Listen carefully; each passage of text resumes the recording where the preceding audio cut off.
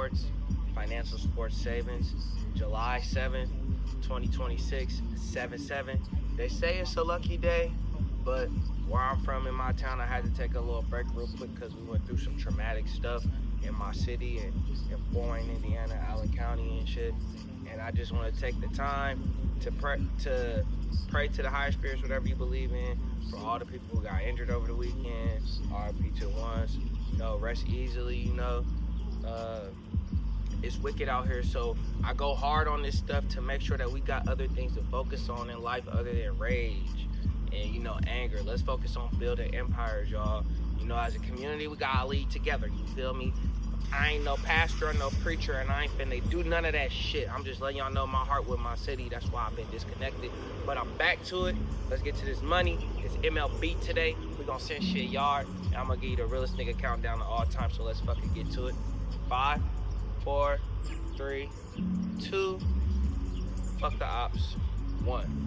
First best choice of the day, we're going to focus on the Cubs versus Orioles. Totals off. Vegas Gators game 9. We're going to bring it down to 6.5. Both teams have mid to low tier pitchers, and the Cubs are trying to get back into first place in the division. So the only way that they can try, they're like 4 or 5 games behind the Brewers. So the only way they can get back right is if they get left by leaving niggas behind with a victory. So they got to put runners around the bag and get runners home. Our next best choice is the Braves versus Pirates. Totals all Vegas Gators game 8.5. We're going to bring it down to 5.5. This is the beginning of a new series, and both teams are top 5 in RBIs.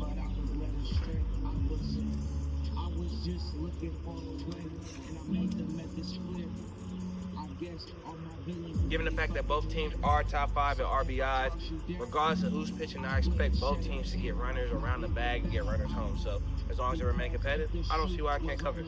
Our next best choice is the Yankees. Yankees versus Rays, totals off. Vegas Gators game 8. We're going to bring it down to 5.5. This is the battle of the AL East. The Rays are like 2 games behind the Yankees or something like that. So it's important. This is one of the most important series of the week because the winner will take the lead in their division. So as long as, and then both teams are also top 5 in batting averages and in home runs. So as long as you remain competitive, I don't see why I can't cover.